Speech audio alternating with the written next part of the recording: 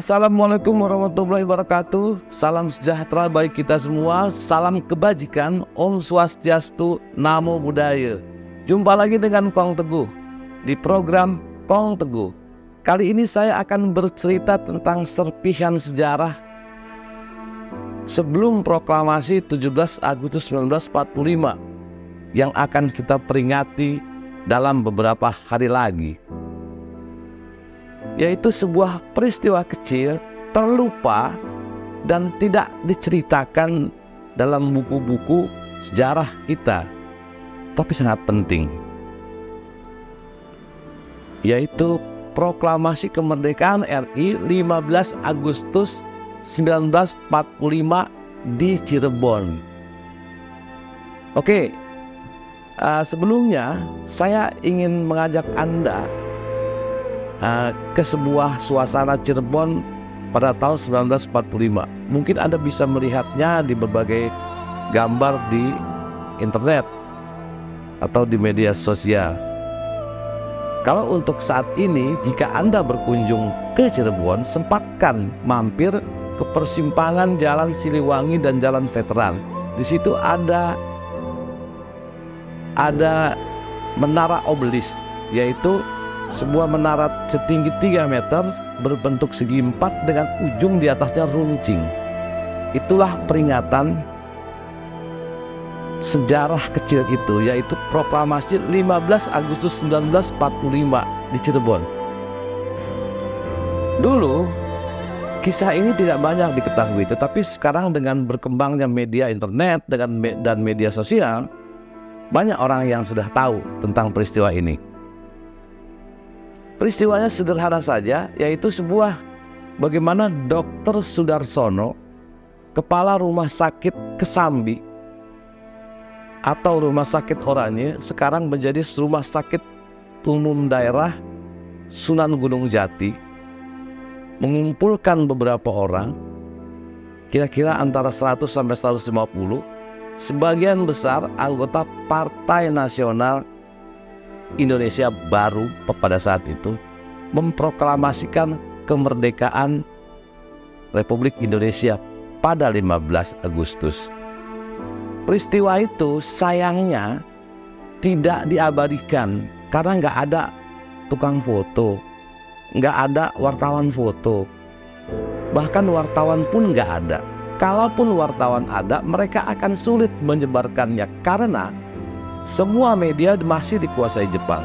Radio pada saat itu, terutama di Cirebon, itu gak mungkin dimasuki oleh wartawan-wartawan biasa karena dikuasai oleh Jepang. Tidak boleh ada pula berita-berita seperti itu yang keluar dari atau disebarkan melalui radio. Pertanyaannya adalah, apakah peristiwa ini berdiri sendiri atau merupakan semacam keinginan sebagian masyarakat pada saat itu, sebagian pemuda pada saat itu, untuk secepatnya Indonesia merdeka? Ternyata tidak. Ada kronologi panjang di belakangnya, dan siapa arsitek semua ini. Dimulai pada 9 Agustus 1945. Saat itu bom atom kedua yang bernama Fat Man dijatuhkan di Nagasaki. Pada saat yang sama, Soekarno, Muhammad Hatta, dan Rajiman Widyodiningrat berangkat ke Vietnam, tepatnya ke Dalat. Dalat itu adalah sebuah kota berawas-ju di Vietnam, untuk menemui Jenderal Hiroshi Terauchi, Panglima tertinggi Angkatan Perang Jepang untuk kawasan Asia Tenggara. Di Jakarta, Sultan Syahrir mengikuti semua peristiwa itu setelah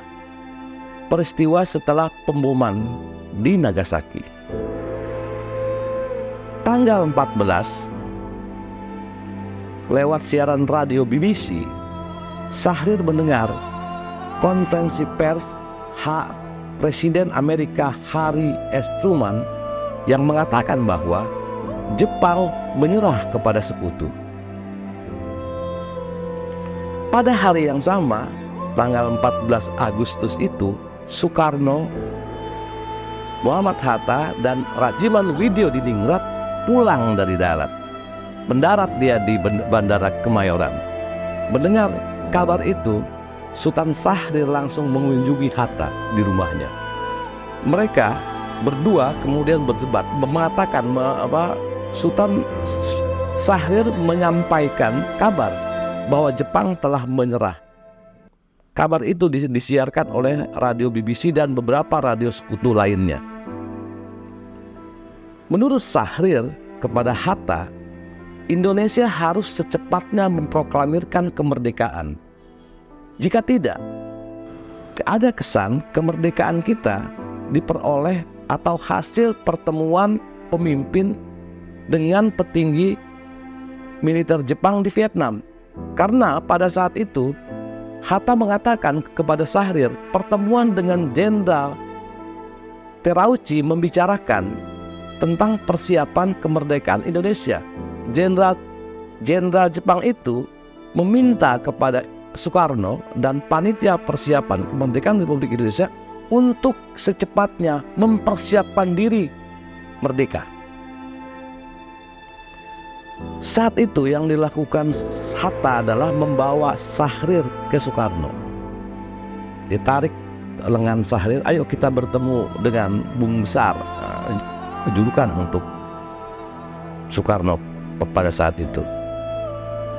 Di rumahnya di Jalan Pegangsaan, Syahrir menjelaskan soal kekalahan Jepang. Dia mendengar itu dari radio BBC dan beberapa radio sekutu lainnya.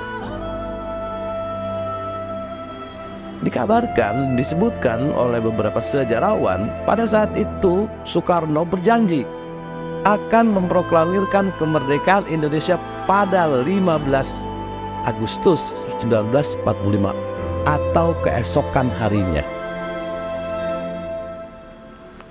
Bersemangatlah Syahrir pada saat itu.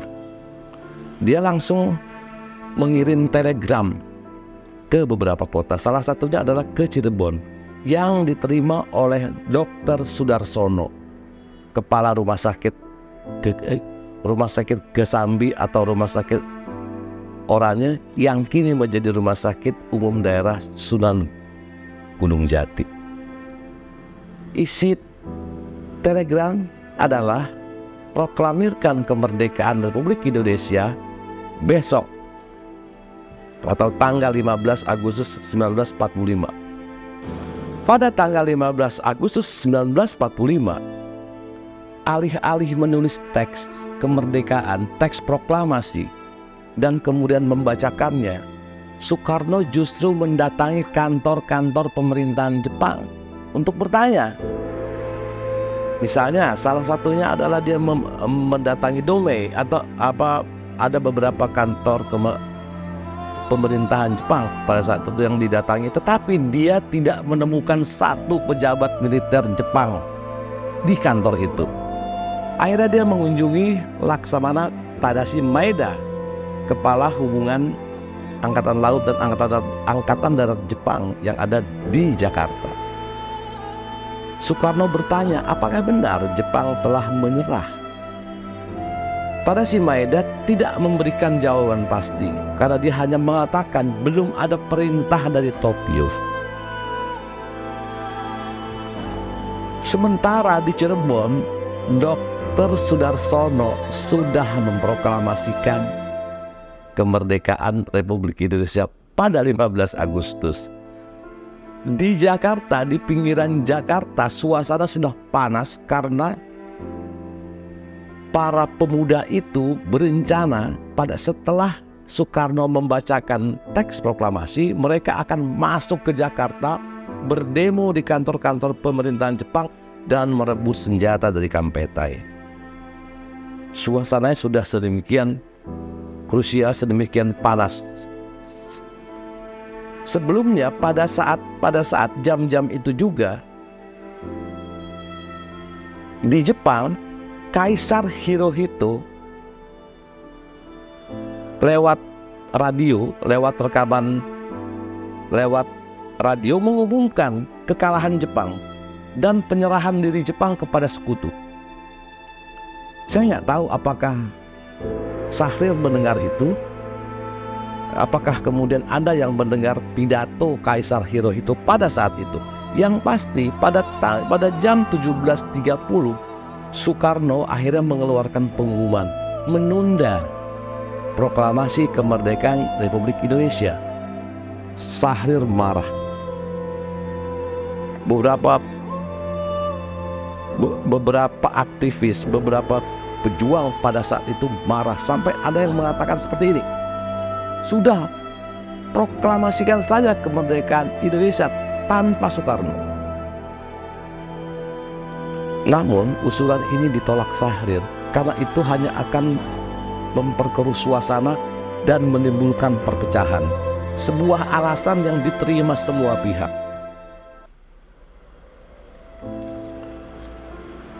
Yang terjadi kemudian adalah kita semua sudah tahu bagaimana Soekarno diculik oleh sejumlah pemuda, dibawa ke Rengas Dengklok.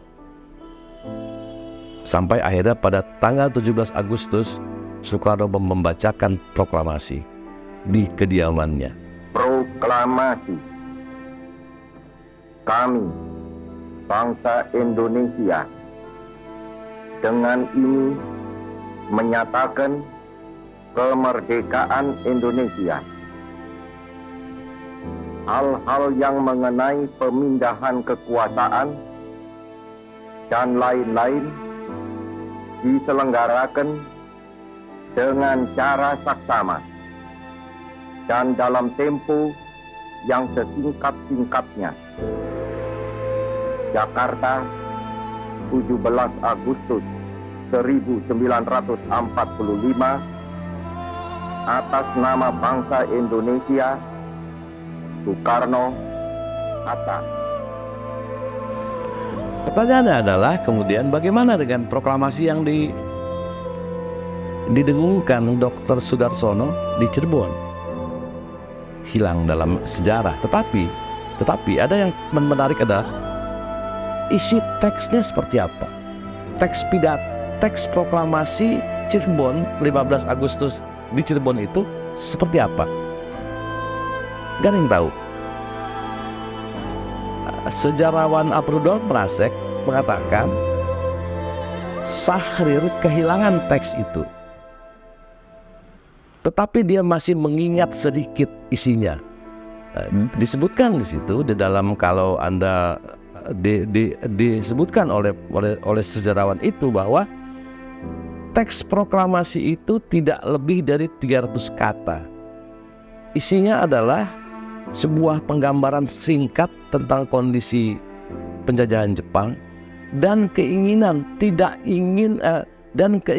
untuk tidak dijajah kembali oleh siapapun, termasuk Belanda.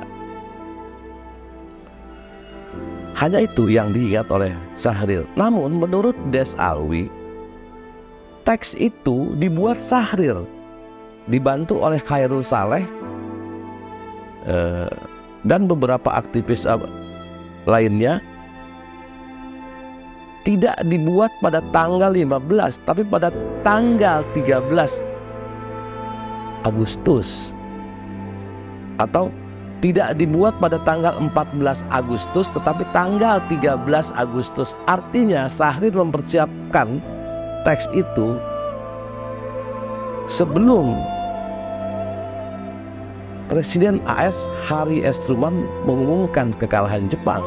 Dia sudah menyiapkan lalu dikirim ke beberapa aktivis di daerah, termasuk yang kemudian dibacakan oleh Dr. Sudarsono.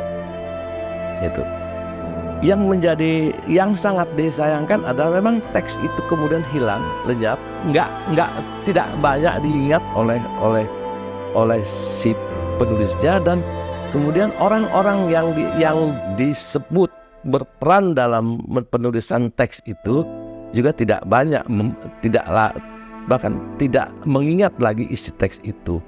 Maka wajar kalau kemudian peristiwa proklamasi kemerdekaan 15 Agustus 1945 di Cirebon atau ada yang menyebutnya adalah proklamasi Syahrir, itu hilang atau dilupakan dari sejarah. Beberapa orang di Cirebon mengatakan bahwa mereka mewariskan kisah itu dari saksi-saksi, ada antara 100 sampai 150 saksi mata atau yang terlibat dalam proklamasi itu. Tapi kesaksian itu relatif tidak tercatat, maka peristiwa itu hilang dari mainstream sejarah Republik Indonesia. Padahal itu sangat penting.